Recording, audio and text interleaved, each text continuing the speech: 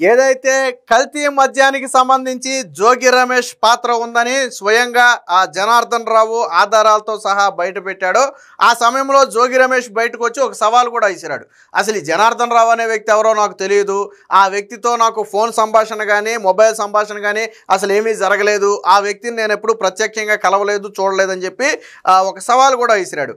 అయితే నిన్న ఆ జోగి రమేష్కి అలాగే అద్దేపల్లి జనార్దన్ రావుకి మధ్య జరిగినటువంటి ఒక వాట్సాప్ చాట్ అయితే స్క్రీన్ షాట్ అయితే బయటికి రావడం జరిగింది.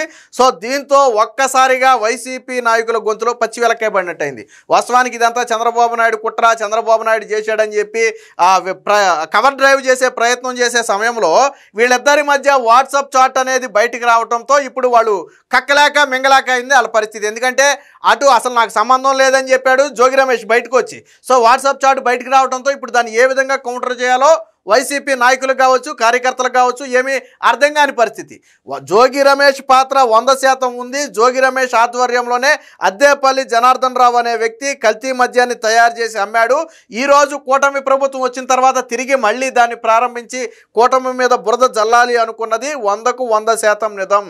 ఈ వాట్సాప్ చాట్ మీద ఏదో ఫ్యాబ్రికేట్ లేకపోతే ఏఐతో క్రియేట్ చేశారని చెప్పి రకరకాల వ్యాఖ్యలు చేస్తున్నారు. కానీ రేపొద్దున ఇవన్నీ కోర్టు ముందుకెళ్ళినప్పుడు అప్పుడు సమాధానం చెప్తారు. ఏదైతే ఆల్రెడీ అద్దేపల్లి జనార్దన్ రావు మొబైల్ అనేది పోలీసుల హ్యాండ్ ఓవర్లో ఉంది. సో దానిలో వీళ్ళిద్దరి మధ్య ఎన్నిసార్లు ఇది జరిగింది, పైగా ఆ వాట్సాప్ చాట్లో కూడా ఫేస్ టైంలో కాల్ చేయమని చెప్తున్నాడు. సో దానికి సంబంధించి అసలు ముందు నిన్న జోగి రమేష్ చేసిన సవాల్ ఏంటో ఒకసారి చూద్దాం, ఆ తర్వాత వాట్సాప్ చాట్ హిస్టరీ చూద్దాం. ఒకసారి ఏనండి ఏం చెప్తాడు. జనార్దన్ అనే వ్యక్తి ఎప్పుడు కూడా అతనితో వ్యాపార లావాదేవీలు గాని ఎటువంటి మా మధ్య ట్రాన్సాక్షన్ గాని ఫోన్ కాల్స్ గాని ఎప్పుడు జరిగిన దాఖలాలు లేవు. విన్నారు కదా, ఒక మాట స్పష్టంగా చెప్పాడు. వ్యాపార లావాదేవీలు కానీ ట్రాన్సాక్షన్స్ కానీ ఫోన్ కాల్స్ కానీ మా దగ్గర ఎప్పుడూ ఎక్కడా జరగలేదని చెప్పి జోగి రమేష్ నిన్న చెప్పిన మాట వాస్తవం కదా. జోగి రమేష్ ఇలా సవాల్ చేశాడో లేదో వెంటనే వాట్సాప్ చాట్ బయటకు వచ్చింది, అది ఒకసారి చూద్దాం. ఇది ఇప్పుడు సోషల్ మీడియాలో బలంగా తిరుగుతున్నటువంటి వాట్సాప్ చాటు. సో ఇందులో ఇది ఎవరి మొబైల్ నుంచి తీసుకున్నదయ్యా అంటే అద్దేపల్లి జనార్దన్ రావు మొబైల్ నుంచి తీసుకున్నటువంటి స్క్రీన్ షాటు. జోగి రమేష్ అన్న ఎమ్మెల్యే అని చెప్పి ఫీడ్ చేసుకున్నాడు. బహుశా ఆయన ఎమ్మెల్యేగా ఉన్నప్పుడు అలా ఫీడ్ చేసుకుని ఉండొచ్చు. సో దీనికి సంబంధించి 22 సెప్టెంబర్న జోగి రమేష్ నుంచి ఒక మెసేజ్ వచ్చింది, కమ్ మై హోమ్ అని చెప్పి ఒక మెసేజ్ వచ్చింది. పాపం బట్టర్లు ఇంగ్లీష్ జోగి రమేష్ ఏం చదువుకున్నాడో మనకు తెలియదు. కానీ ఆ తరువాత ఒక 5 నిమిషాలకి ఒక 20 సెకండ్లు కాల్ అయితే మాట్లాడారు. తర్వాత మళ్ళీ కాల్ చేస్తే మరి ఆ కాల్ కట్ అయిందో ఏమో కానీ మళ్ళీ కాల్ చేస్తే 1-1కి లిఫ్ట్ చేయాల. తర్వాత చూడండి, తర్వాత మళ్ళీ 1-7కి జోగి రమేషే కాల్ చేసి మరొక 20 సెకండ్లు మాట్లాడాడు. మళ్ళీ 1-8కి మరొక 12 సెకండ్లు మాట్లాడాడు. తర్వాత 1-10కి అంటే మళ్ళీ 2 నిమిషాల తరువాత when are you going Africa అని చెప్పి పెట్టి కాల్ మీ ఫేస్ టైం అని చెప్పాడు. ఓకే అన్న అని సమాధానం ఇవ్వడం జరిగింది. సో అంటే వాస్తవానికి నువ్వు ఎప్పుడు ఆఫ్రికా వెళ్ళబోతున్నావు, ఒకసారి ఫేస్ టైంలో కాల్ చేయాలంటే వాట్సాప్ కాల్ కాకుండా ఫేస్ టైంలో నన్ను కాంటాక్ట్ అవ్వాలని జోగి రమేష్ చెప్పాడు. దానికి ఓకే అంటూ రిప్లై వచ్చింది. సో ఇది వీళ్ళిద్దరి మధ్య జరిగినటువంటి వాట్సాప్ చాటు. సో ఇది ఫ్యాబ్రికేటెడ్ అని చెప్పడానికి ఇది క్లియర్గా ఒరిజినల్గానే తెలుస్తుంది తప్ప ఇది ఎక్కడ ఫ్యాబ్రికేటెడ్ చేసినట్టుగానో లేకపోతే ఏ అయితే మనకు అర్థమైపోద్ది. సో ఏఐ చేసినట్టుగానో లేదు. రెండోది ఏంటంటే ఇవన్నీ రేపొద్దున కోర్టు ముందు ఉంచబోతున్నారు. మనకు బయటకు వచ్చింది ఒకటే, బట్ దీని కంటిన్యూషన్ చాట్లు ముందు వెనక కూడా ఉంటాయి. వాస్తవానికి అంతకు ముందు కూడా కాల్స్ ఉన్నాయి చూడండి, కాకపోతే ఇక్కడ డేట్ లేదు. ఇదైతే మాత్రం సెప్టెంబర్ 22. బట్ ఇంతకు ముందు కూడా ఆల్రెడీ ఒక 6 సెకండ్ కాల్ మనకి ఇక్కడ కనపడుతుంది, పైన ఒక కాల్ కనపడుతుంది. మరి ఇవి ఏ డేట్లలో చేశారు, ఎన్ని రోజుల క్రితం జరిగింది అనేది అయితే మనకి ఆ వాట్సాప్ చాట్ పైకి వెళ్ళి డేట్లు చూస్తే తప్ప మనకి అర్థమయ్యే పరిస్థితి లేదు. ఇది దీనికి సంబంధించిన వార్త కూడా వచ్చింది, ఒకసారి చూద్దాం. జోగి జనార్దన్ మధ్య లిక్కర్ లింకే, మద్యమే కలిపింది ఇద్దరిని. అద్దేపల్లిది కిరాణా వ్యాపారం, అంటే అద్దేపల్లి జనార్దన్ రావుది వాస్తవానికి కిరాణా వ్యాపారం. జోగి రమేష్ ఏంటి కళ్ళు వ్యాపారం, సారా బిజినెస్. రమేష్ మద్యం వ్యాపారానికి అద్దేపల్లి కుటుంబం సాయం, అంటే జోగి రమేష్ చేసే ఈ వ్యాపారానికి అద్దేపల్లి కుటుంబం అయితే సాయం చేసింది. లాభాలు చూసిన తర్వాత వీళ్ళు కూడా వ్యాపారంలోకి వెళ్ళారు. వాస్తవానికి కిరాణా వ్యాపారం చేసుకునే జనార్దన్ రావు వీళ్ళతో సావాసం చేసిన తర్వాత ఇందులో వస్తున్న లాభాలను కళ్ళారా చూసిన తర్వాత వీళ్ళు కూడా లిక్కర్ స్కామ్లోకి కల్తీ లిక్కర్లోకి అయితే వెళ్ళడం జరిగింది. జోగి రాజకీయాల్లోకి వచ్చాక ఇక మద్యం వ్యాపారాలన్నీ అద్దేపల్లికే. తాజాగా వాట్సాప్ చాటు బయటకు అని చెప్పి, అంటే విషయం ఏంటంటే జనార్దన్ రావు అనే వ్యక్తి కిరాణా కొట్టు నడుపుకునేవాడు. జోగి రమేష్కి మద్యం వ్యాపారానికి కొంత సాయం చేసిన మాట వాస్తవం. ఆ తర్వాత లాభాలు కళ్ళారా చూశారు. చూసిన తర్వాత వీళ్ళు కూడా అందులోకి ఎంటర్ అయ్యారు.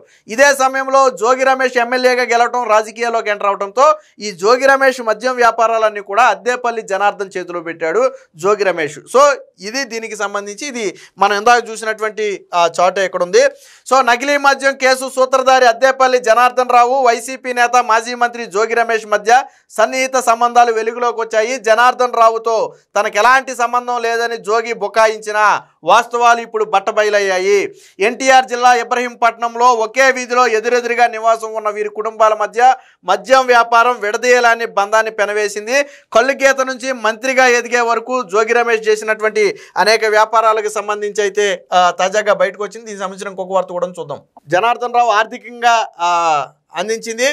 ఈ వ్యాపారంలో జోగి కుటుంబం బాగా సంపాదించడంతో హోల్సేల్ కిరాణా వ్యాపారం నిర్వహించే జనార్దన్ రావు కుటుంబం కూడా మద్యం వ్యాపారం వైపు అడుగులు వేసింది.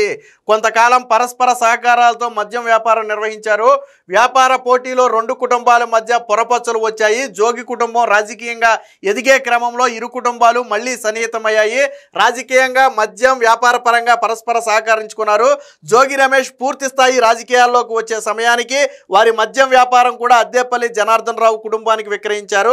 ఈ వ్యాపారంలో రెండు చేతులు ఆర్జించిన అద్దేపల్లి ఆ తర్వాత జగ్గయ్యపేటలోని ఒక ఫ్యాక్టరీ ఏర్పాటు చేయడంతో ఆర్థికంగా దెబ్బతిని అప్పులు పాలయ్యాడు. వాస్తవానికి ఎందుకు జనార్దన్ రావు అప్పులు పాలయ్యాడంటే వేరొక ఫ్యాక్టరీ తీసుకుని అప్పులు పాలయ్యాడు. సో ఇదే ఇప్పుడు ఆ అప్పుల పాలవటాన్నే ఇప్పుడు జోగి రమేష్ క్యాష్ చేసుకున్నాడు. ఏ విధంగా, నీ అప్పులు తీర్చే బాధ్యత మాది, ఆల్రెడీ ఇల్లు కూడా ఆక్షన్కి వచ్చేసింది కదా, సో కాబట్టి నువ్వు ఈ లిక్కర్ని కల్తీ లిక్కర్ని అయితే నువ్వు చెయ్యి, నువ్వు ఇక్కడ ఇండియాలో లేని సమయంలో నేను దీని మీద రైడ్ చేపిస్తాను, నీకు ఇబ్బంది ఉండదు మాకు ఇబ్బంది ఉండదు, బురదంతా కూడా కూటమి ప్రభుత్వం మీద చల్లొచ్చు, ముఖ్యంగా చంద్రబాబు గారిని నిరకాటంలో పెట్టాలని చెప్పి వాళ్ళు ప్లాన్ చేశారు. సో ఈ విధంగా స్లీపింగ్ పార్ట్నర్ ప్రస్తుతం ప్రభుత్వంలో వైన్ షాపులు నిర్వహించిన వేలంపాటలో షాపులు దక్కించుకున్న పలువురితో అద్దేపల్లి ఒప్పందం కుదుర్చుకుని స్లీపింగ్ పార్ట్నర్గా చేరారని తెలిసింది.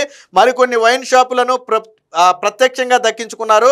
విద్యాధరపురం చెరువు సెంటర్లో ఓ వైన్ షాపు, మైలవరంలో 2 వైన్ షాపులు స్లీపింగ్ పార్ట్నర్గా ఉంటూ ఇబ్రహీంపట్నంలో ఏఎన్ఆర్ బార్ అండ్ రెస్టారెంట్ను సొంతగా నిర్వహిస్తున్నట్టుగా అయితే చెప్పడం జరిగింది.